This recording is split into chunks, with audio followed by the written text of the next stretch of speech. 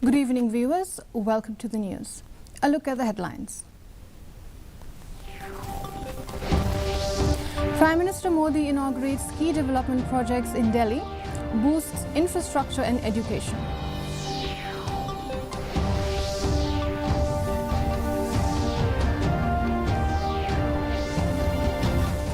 Kumar Bala sworn in as the 18th governor of Manipur.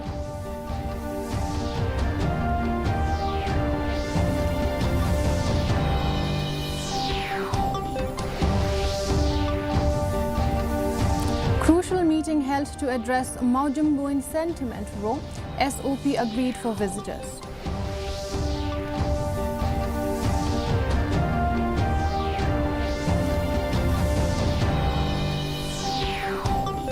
Selling NPP undermining indigenous institutions and extending lease terms.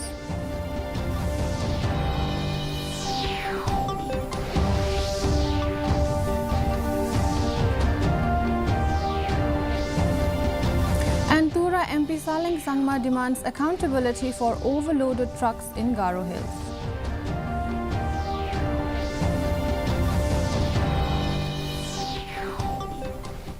And now the news in detail.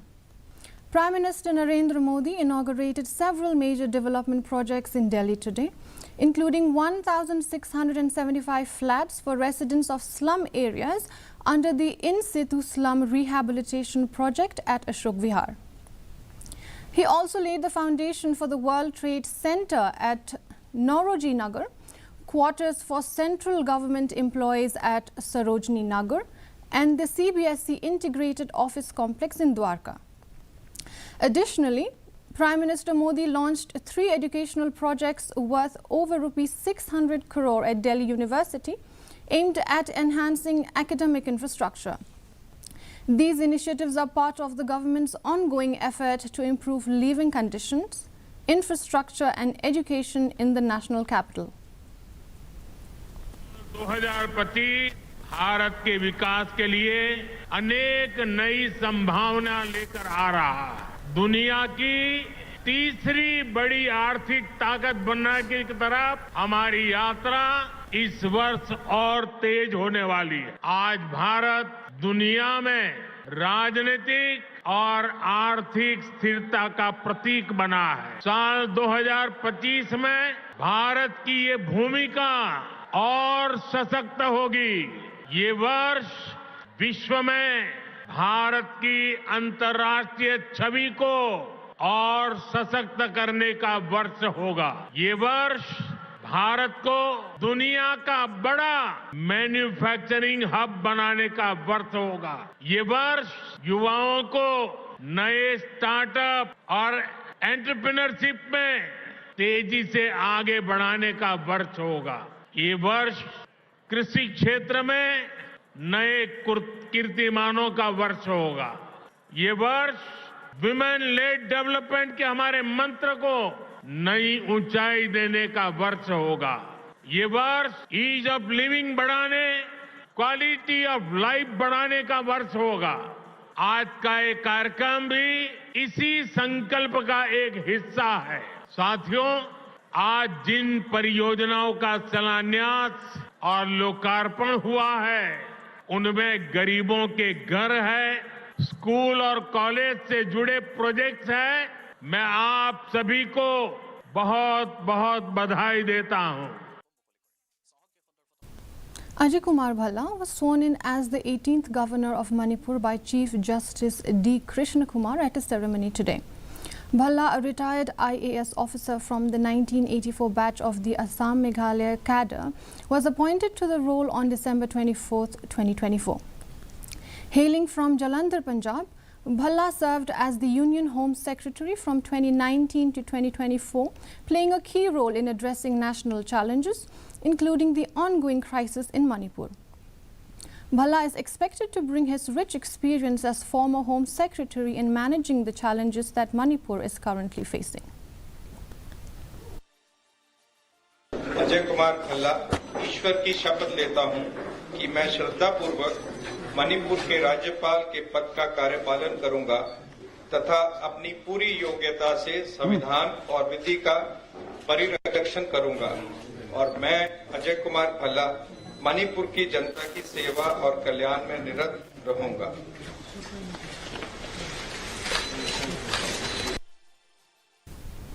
A pivotal meeting was convened today at the DC office in East Khasi Hills to address the ongoing sentiment dispute surrounding the Mungbu Cave.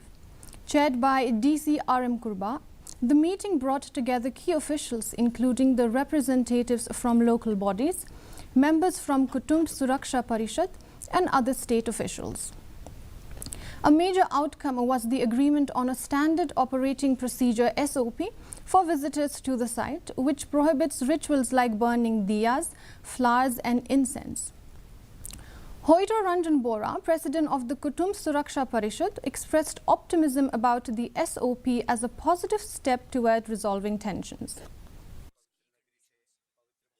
Ekran jongi hangte ni nakaliang jongga dor basnong ni ong bang inom kan randian tang kandiat ru ya katakar nong rem ka jongi ka bangila juyeng barsikata pangidei kita kitrai jong ketika krem mojemboy aba ong kitrai kamut ngila banrai ngila kanu karai ka bagi syep hakatei ke cakala jong mo bat ka baar ka long bej bakatei ka krem mojemboy ka dei bej ka tourist spot ngino metete ni yano ban ang ban pan permission ban wan mane play ketika caka. And they say there is no ban on worshipping on the cave Ram cave sibling, and it is open to everyone, but they have to follow some SOPs, and of course there should be some SOPs because the Mungbu cave itself is a necessarily from its structure, and being a citizen of this India, we have the fundamental duties to protect the environment, forest and lake, etc. Tura MP Saling Sangma has criticized the National People's Party NPP, warning that voting for them in the upcoming KHADC and JHADC elections could be disastrous for the state's indigenous institutions.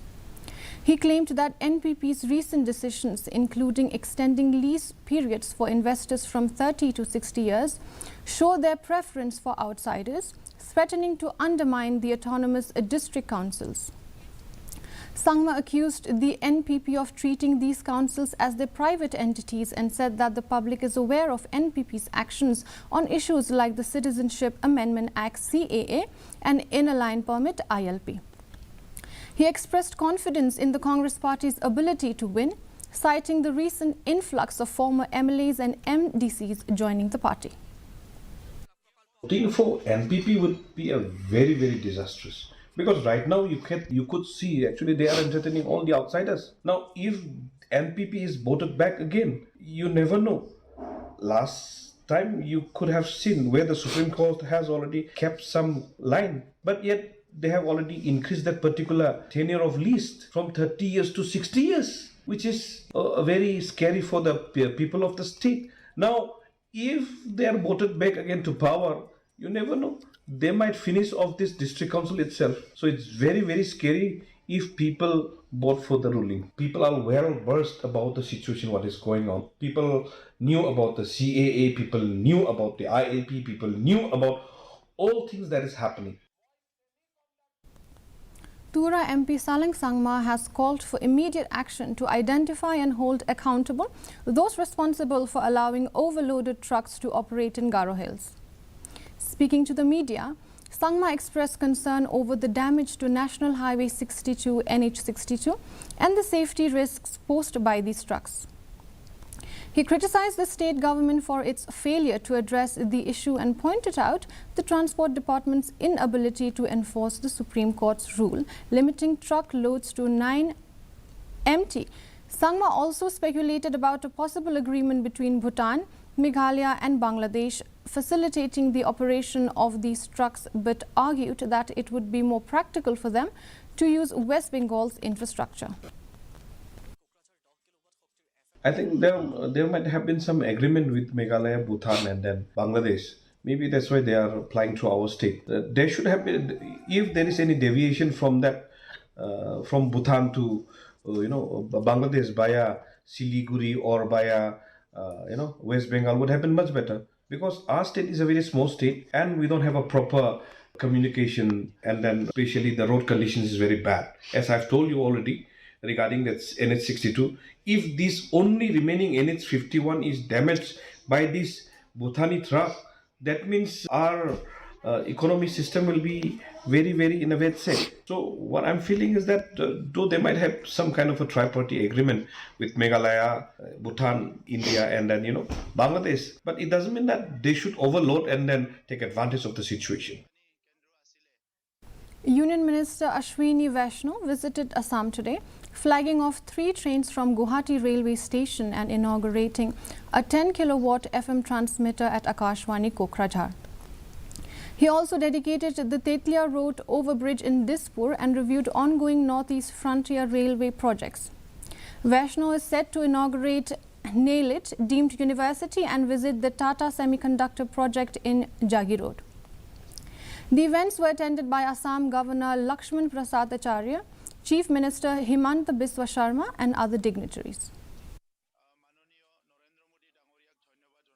आज असम के लिए और north east के लिए 3 नई trains का भी शुभारंभ हुआ। तिनसुकिया से नाहरलगुन यानी अरुणाचल प्रदेश को कनेक्ट करने के लिए, गुवाहाटी से नॉर्थ लखीमपुर और गुवाहाटी से न्यू बोंगाईगांव। भाई और बहन, उनका बहुत लंबे टाइम से डिमांड था एक एफएम रेडियो स्टेशन चालू हो, वो भी आज चालू हुआ। तो आज ये 3 बड़े काम माँ कामाख्या की इस पवित्र नगरी से, पवित्र भूमि से आरंभ हुए। आप सबको बहुत-बहुत धन्यवाद। Israeli Prime Minister Benjamin Netanyahu has authorized the return of Israeli negotiators to Doha to resume ceasefire talks regarding Gaza, which has been suspended due to disagreements over key terms. The Israeli negotiating team, including senior officials from the Mossad, ISA and IDF, had been in Qatar for a week of significant discussions. The negotiations aim to facilitate the release of up to 30 hostages held by Hamas in exchange for Palestinian prisoners, along with increasing humanitarian access to Gaza. However, Tel Aviv insists that any deal must exclude a halt to the conflict or a full withdrawal from Gaza. India was dismissed for 185 runs on the first day of the decisive 5th and final test of the Border Gavaskar Trophy in Sydney. The collapse was triggered by Rishabh Pant's dismissal, with Jasprit Bumrah contributing a quick 22 and Ravindra Jadeja making 26. Australia's Scott Boland was the standout bowler, taking 4 wickets. At stumps, Australia was 9 over 1, trailing by 176 runs. India won the toss and chose to bat first. Now the weather report. In Tura, the minimum temperature stands at 13 degrees Celsius with the maximum temperature at 26 degrees Celsius. The relative humidity is 47%. Moving on to Shillong, the minimum temperature stands at 7 degrees Celsius with the maximum temperature at 19 degrees Celsius. The relative humidity is 61%. Meanwhile, in Jowai, the minimum temperature stands at 5 degrees Celsius with the maximum temperature at 20 degrees Celsius. The relative humidity is 41%. And the forecast in Tura, Shillong and Jowai says that dry weather is likely at most places. Before we conclude, a quick look at the headlines once again. Prime Minister Modi inaugurates key development projects in Delhi, boosts infrastructure and education.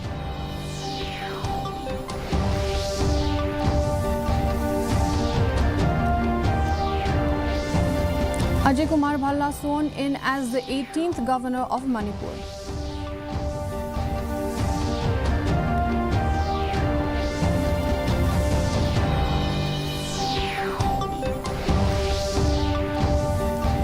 Crucial meeting held to address a Mungbu sentiment row SOP agreed for visitors.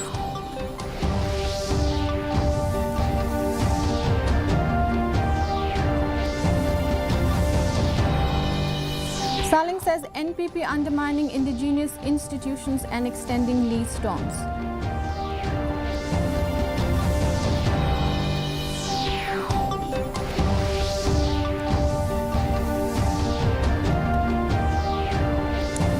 Tura MP Saling Sangma demands accountability for overloaded trucks in Garo Hills.